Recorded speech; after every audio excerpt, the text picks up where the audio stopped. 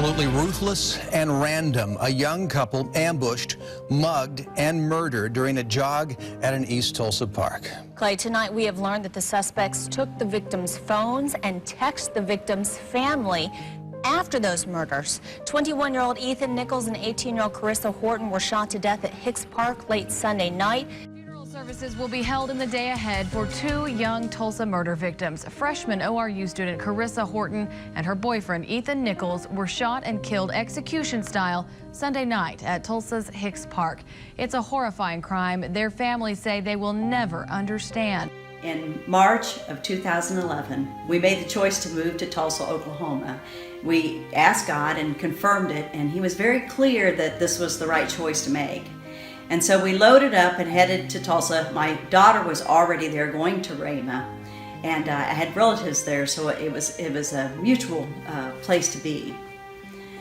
And prayed and we asked Him, and He was so clear that our decision was the right one, that we had no doubt when we finally made the move. So on March 28th, we arrived of 2011, we arrived in Tulsa, and it was wonderful. It was a little bit different at first because Scott had to come back and finish working for about a month, but while he did that, the rest of us all found our jobs and established where we would like to be going to church.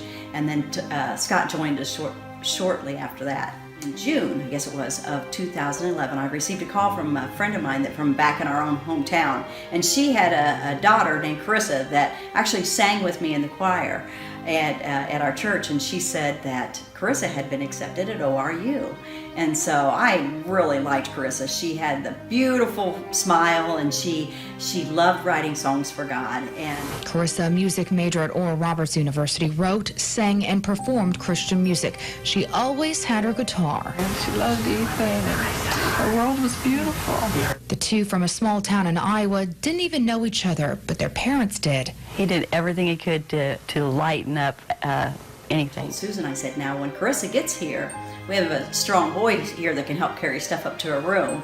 And so as I did that, he kind of looked at me, and then I put down the phone, and he flopped beside me, and he said, "Mom, what have you volunteered me for now?" And so we kind of laughed about it, and then I said, well, I said, Chris moving here. She's never been away from her mom. It would be a really good idea if you would kind of just, become Facebook friends with her so that you could, make her have somebody here that was her age. And, really in the back of my head, I'm thinking, I really do like this girl. And so, I guess God had the same plan, because shortly after that, Ethan would be texting her. And then later on, the phone calls became very regular. And so, about probably the end of June, I went up to his room to tell him goodnight before I went to bed, and as I walked toward him, he put his hand out and he said, "Mom, just wait a minute."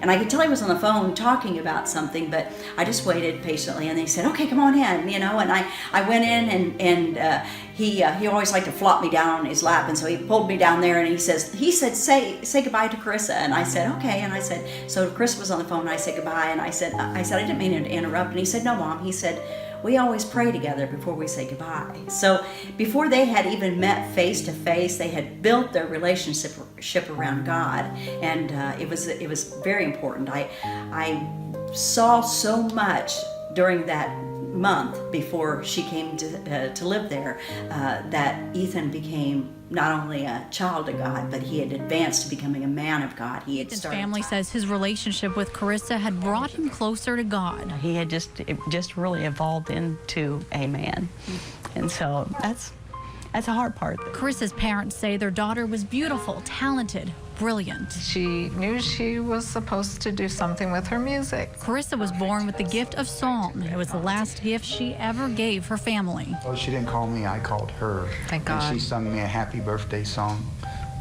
that afternoon. That was the last time we talked to her. That was the last time we got to hear her voice. A joyful phone call leading up to the one that's every parent's worst nightmare, when Tulsa police called to say Carissa and Ethan were found dead.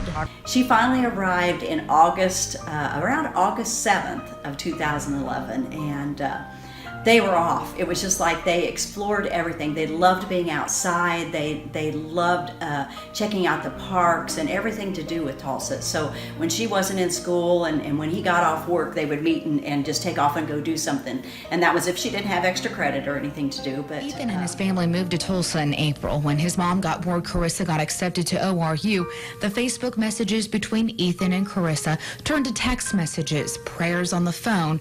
They were destined to be together. And a love story. Our lives started here, just bloomed and blossomed, and then it was snuffed out mercilessly. A tragic love story of two young people whose love for Christ brought them together and was taken away by two robbers who gunned them down while jogging in this park. Police say they showed no remorse. We know with all our hearts that the minute those triggers were pulled, that they were in heaven. it came September 18th of 2011, and Ethan and Carissa went to church with us, and we went out to eat, and then she had a piano concert that she needed to go to, and so they took off to go to that. And Carissa Horton, her parents say that she was not so much on exercise. That's why she was anxious that she had to get credit for physical education while majoring in music at ORU. But that's why that they were here that night. They both loved to jog. They were here at this trail at Hicks Park. Their parents say that they had gone to a Christian concert that night, briefly saw them, and they never came home. Next morning, we started getting phone calls and found out Ethan wasn't at work. And what happened was they had gone for a walk in the park Sunday night on the 18th, and Carissa, got her extra credit, and they had gone about 9:30 in the evening because it was so hot. And they came to a place where the path wove through some trees, and they were surrounded by two men with a gun. And they robbed them, and they gave them everything they had, but they put them on their knees and shot Ethan in the head, and then passed the gun over and shot Carissa in the head. Their 12-hour journey ended in even more heartbreak when they learned just how brutal the murders were. That was crushing. Just that people could be that cruel and that heartless. It doesn't make any sense. Both families fall back on their faith to move forward. Ethan's mother chooses to forgive the killers. We have free will. God gave us that. And so my son and Carissa chose the heaven side. And these two. Our hearts are broken. I feel like our world really ended, but God is so good. And the times when we struggle so bad, God comes in and holds us and takes care of us. And at this point, you go through so many emotions. There's just so many there. But God was so good about covering us right away. And I didn't know for sure first what to do besides cry. And you almost can't breathe. There's just so much pain. But God is the God of miracles. And we don't always understand the things that happen, but He is so good.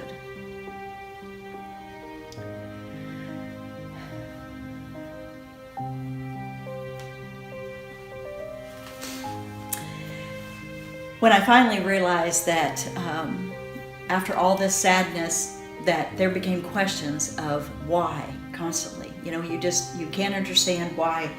These two loved God with all their heart. They had plans of mission trips, and she wrote Christian music, and we want to ask ourselves immediately why, and we know without a doubt that God isn't the culprit in this. It says that it's the enemy that comes to steal, kill, and destroy, but God is there to take all of that and to use it for good. And it wasn't something we thought of first thing, because you're just in so much sadness, but it became very clear quickly that we had to stop those whys. And because of those whys, there was a lot of other emotions attached to that. And one of the biggest ones was the anger. Scott experienced so much of that as a father, because you want to be protective of your children when all of a sudden you realize that you can really have no strength to protect them from something like that, and they're vulnerable. It just affects your whole insides, and so anger overwhelmed him in places, along with the sadness. But I quickly realized that I didn't have the anger. And I didn't ever handle anger well, and I know God knows that. But the anger and the intensity of the anger was not there for me. And it was almost immediate that I realized that I knew that we had to forgive these guys. I don't know, and it's something I had experienced throughout my life, is learning to forgive.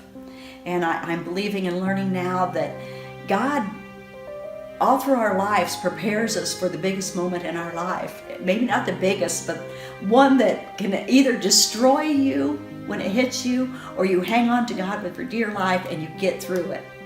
And so by me experiencing the need for forgiveness so much, I remember our first interview we gave, and I told my whole family, you say nothing on the camera if you can't say good. And I refused to let any of them speak if they couldn't hold themselves together and keep the anger out of the picture, because I knew that we would not survive if we couldn't get past. And God was so good about that. As soon as I stopped asking the whys, and I knew that Satan was using those, because he'd use the whys, and then the whys would come, and then the guilt would come. And there's so much emotion there. But as soon as I stopped asking that, then God started showing me all the miracles that he had done way before before Ethan was even born. Even I shouldn't say when he was born, but when he was a small child, building up to this point, knowing God knows everything, and knowing what we would be going through. And so the way we raised him, the way we brought him up, was so entirely different. But because of that, we had so many memories and joy and stuff. And so I realized that we couldn't give that all away. We couldn't give that, our family had to stay together. As a mother, I think the hardest part about the whole thing was I kept visualizing over and over again those last moments, because we didn't know right away the situation and what actually happened. And even the first night through, I remember journaling in my Bible and just calling out and saying, Lord, I just want you to hold them. I just want you to love them. I need to know that you're holding them and telling them that, and it was so important for me. And I realized that every day from that moment on, at least the first, it seemed like every time I tried to close my eyes, all I could do in my head was imagine those last moments and think about what they went through, and the pain and the horror of possibly knowing that your life is over, and I knew they believed in God, and so I knew the moment they were killed, they were with God. But in my mind, it was just those last moments that hurt so bad. And I went to, we had their funeral on a Saturday, and Sunday morning I went to church, and the pastor's mother-in-law came up to me and she said, I cried out to God last night and I asked him how he could let two people that loved him so much go through what they went through those last moments. And she said, I heard so clearly God tell me, why would you think I would let them go through that? I took them before they were shot. Now, I didn't understand any of that at all. I never, ever doubted it. But I never tried to picture it because I couldn't comprehend what that meant at the time. But it brought such a relief to my heart knowing that God was with them those last minutes. And I think sometimes we forget that we are always with God and God is always with us. And so I don't know why, but it was such an amazing comfort. And it wasn't long before I went to meet one of my friends that I had never got to really spend time with face to face, but she lived in Texas and I'd known her for 7 years. And we were struggling getting through this, and it came February of 2012, and she said, why don't you come down and see us? You need to get away. And everything was starting to flow and get back, but we were still struggling to comprehend what was going on. And so I went to see her, and the first thing out of her mouth was, I need to tell you, God told me he took them before they were shot. And so I finally shared with Carissa's mother, and I told her the same thing, and she said, she said, I've had 3 different people come up and tell me that. And I thought, God, you are so good, because in our hearts we want to have doubt, or we want to, it's hard to accept sometimes. And so he told me, he made sure we knew. And I didn't understand it all really until it was later on when we were getting ready for the preliminary hearing, and we went into that, and I came out of there that night, and it was hard to be in there. But when I came home that night and got ready to go to bed, and before I even laid down, all of a sudden I had this vision, and it really wasn't a vision because my eyes were closed and I wasn't seeing anything. But God spoke to me in such an audible way, as if He was telling a story, and that's the way I write. And so it was so easy for me to understand. And I'll just tell you, the way I heard it was that he was unaware of the pin oaks as they pierced his knees, and he watched as the gunman walked between him and his beloved. And then he felt the gunman put the gun up to his temple, and he closed his eyes. And then he heard the wings, and he felt them close around him. And the minute they closed around him, he felt this unbelievable peace and a love that is so unspeakable. You just can't understand the feel of that love. And then he felt the lifting. And then within a few seconds, he heard another set of wings, and he knew his beloved was beside him. And as they were lifting, they heard the gunshot, and a pause, and another gunshot. But there was no pain, there was no anxiety, there was only love and peace. And so God gifted me with that. And from that point, the understanding of it to me was clear. But to explain it to someone else, sometimes you can't tell those stories, and have people understand what it means. But God also asked me to start studying about heaven, and I was reading many books about heaven. And I would pray, and He'd put them in my hands. And it was almost 3 years later that God put a book in my hand, and it said, "Have you ever been at a loved one's bedside when they have passed? And all of a sudden they can be in a coma, they can be non-coherent, but they'll open their eyes and they'll smile as in seeing something. Or all of a sudden they'll cry out and say, 'I see Jesus,' or 'I see an angel,' or maybe they see someone that's passed."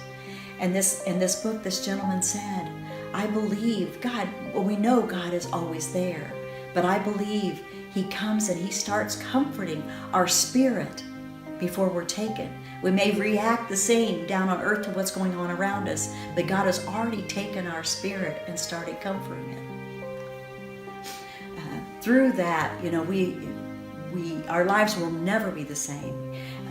We progress, we go on, but He's always gone, But God has come in and comforted us in so many ways, and He's blessed us by allowing me to go and share my testimony with other people, because it's hard to stay together as a married couple when you go through things like this, and expressing and sharing helps. And it's always been interesting when we go and share, because we've run into so many people. We run into people that have lost their children. We've run into people that have lost loved ones through crimes and hateful crimes. But the biggest emotion we seem to see, or the biggest problem we seem to see in all of this, is that people don't know how we could forgive. And God has put it on my heart so strong recently that need to forgive it surpasses all of the other things, all the other emotions that we have that need to forgive. If it doesn't come, we never find peace. It's harder to move on. And even though we think we've conquered it, it doesn't happen. And so at this point, I'd just love to share a little bit about with you what God has shown me through forgiveness.